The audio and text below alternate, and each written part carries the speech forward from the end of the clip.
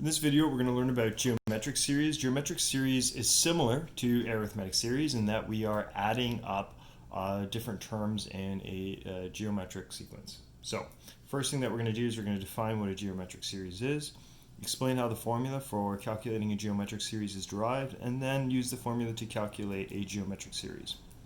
Let's get started. The following is a geometric sequence: 3, 6, 12, 24, where a is the first term in the geometric sequence and r is equal to 2. So a is the first term and r is the constant ratio between successive terms.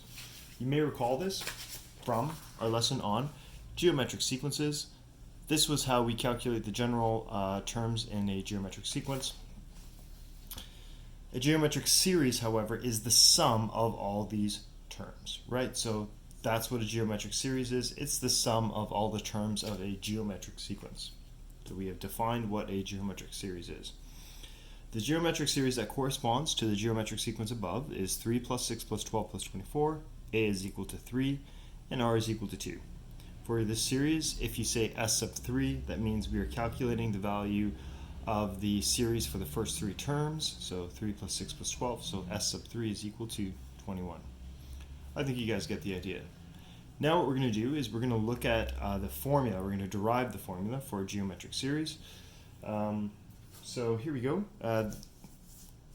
These are the this is the way we're going to derive the formula. What I would like to say, however, is you never need to know how the formula was derived, in the sense that that's not a curriculum expectation. You're not going to need to explain it.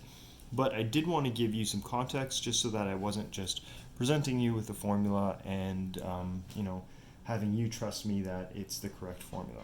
Okay. All right. So here we go. A geometric series can be defined as this: S sub n is equal to a plus a times r plus a times r to the power of 2 plus so on and so forth. And we go n minus 2, n minus 1, so on and so forth. All right. So rewrite the geometric series. So we've got that right here. Okay. Multiply the entire equation by r, the constant ratio between the two terms. So I'm going to take all of these values and I'm going to multiply them by r. So a multiplied by r is equal to ar, right? And then ar multiplied by r is equal to ar squared, right? And as you can see here, I took this one and I multiplied it by r. Took that one, multiplied it by r, took this one, multiplied it by r, so on and so forth. All right, keep going, dot, dot, dot, plus. Now, if I multiply this by r, that would become a times r n minus 1. Because if you multiply it by r, that will take this, it's like r to the power of 1, and then you add the exponents, and it would become n minus 1. If you want, I can show you that right there. A times r, n minus 2, and if I multiply that by r again, that's r to the power of 1, so when I have a common base, I add the exponents, so that's a times r, n minus 2 plus 1, minus 2 plus 1, n minus 1. Next one over here, if I take this and I multiply it by r, that just becomes a r to the power of n. All right. Now what I'm going to do is I'm going to line up this one right here and this one above and below. So let me take this one right here. I'm going to rewrite it. Rsn is equal to ar plus ar squared plus ar cubed plus dot dot dot dot plus arn minus 1 plus arn. And below it, I'm just going to write s sub n, and that's going to be equal to what we have here. So a plus ar squared plus dot dot dot plus arn minus 2 plus arn minus 1. And what I'm going to do with these two equations is I'm going to subtract them. So it says subtract the two equations. All right, so if I subtract the two equations right here, I'm going to line up, it says line up the like terms. So I'm going to line up these terms right here, okay? And if I take ar minus ar, well, that's equal to So here we go. Sorry, I'm just going to go R S sub n minus Sn is equal to, now I could go AR minus A, right? But instead I'm going to go AR minus AR, so that will cancel. These two will cancel. And there will be one here that will cancel as well. So all of these will cancel right here. This is going to cancel right here. This one will cancel with one that's before. So then I'm only left with this one on the bottom and this one on the top. So what I end up with is this one on the top and this one on the bottom. So A, Rn minus A. All right? All the other terms will cancel. Simplify the resulting equation. So if I have this and I have A right here, I can factor out an A. Okay, and then one thing I can do right here is I can factor out the R. Or I apologize, I can factor out the S sub n. So I'm going to factor out the S sub n right here. S sub n R minus 1 is equal to A R n minus 1. And then if I just want to find S sub n, I'm going to have to divide both sides by R minus 1.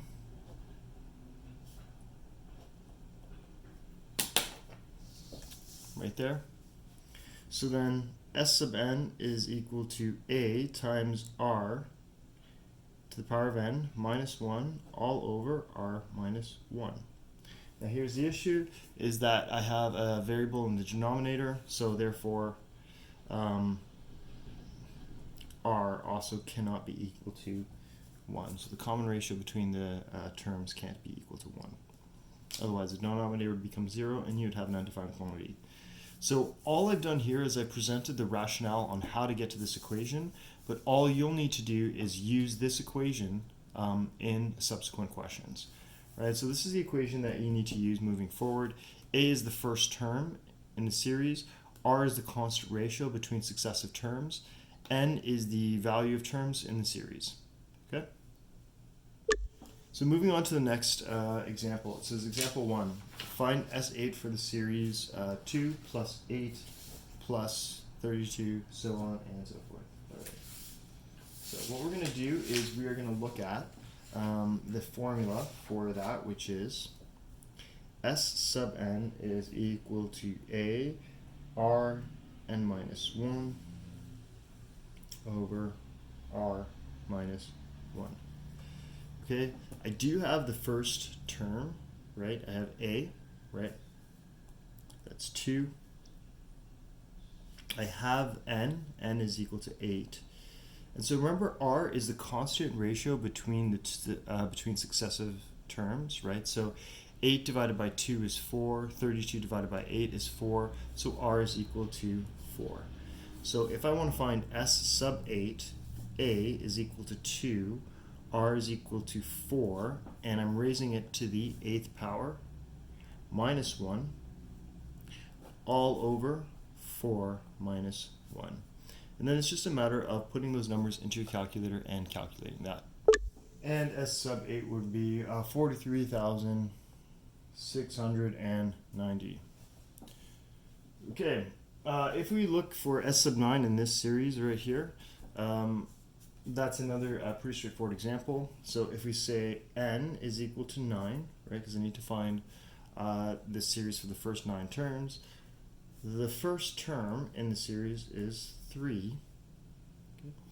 Okay. Let's find the constant ratio between the two. So negative 9 divided by 3 is equal to negative 3, and 27 divided by negative 9 is equal to negative 3. So R is equal to negative 3.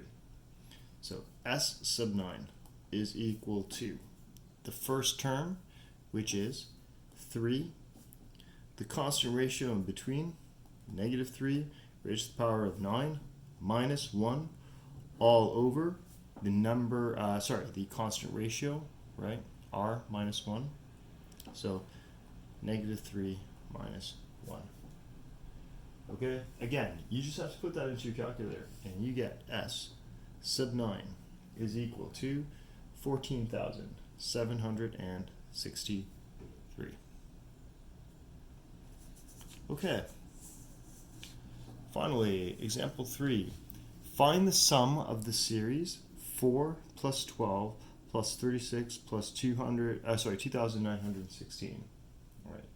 Again, similar to another example that we haven't done before, is that we don't know how many terms are in this series. So the first thing that I'm going to have to do is I'm going to have to find my n value, right? Because I don't know how many terms are totally here. But it gives you a hint. Recall that for a geometric sequence, t sub n is equal to a, r, n minus 1. And t sub n represents like the last term in the sequence. So Tn is equal to a, r, n minus 1. The last term in the sequence is 2,916. The first term is 4. And let's look at the common ratio between that. 12 divided by 4, that's 3. 36 divided by 12, that's 3. So the common ratio is 3. And I need to find my n value there. So n minus 1. I'm going to have to divide both sides by 4. And when I divide both sides by 4, I get 729 is equal to 3 to the power of n minus 1. Again, this is an exponential equation because the variable is in the exponent. So what I need to do is I need to take this number right here, and I need to find some number or to the power, so I need to find 3 to some power equal to 729. So I'm just going to take a shot in the dark here, and I'm going to say 3 to the power of 6. What? It's 729. Okay, great. So 3 to the power of 6 is equal to 3n minus 1. These are the exact same number. 3 to the power of 6, 729. Because these have the same base, I can therefore equate the exponents. So 6 is equal to n minus 1. That means that n is equal to 7. All right, so series sub 7, okay, is equal to, and remember you just use the formula, the first term, 4, the common ratio between is 3, there are 7 terms because I found that right there, minus 1 over 3 minus 1, and then S sub 7 is equal to 4,372. Great, thanks for watching.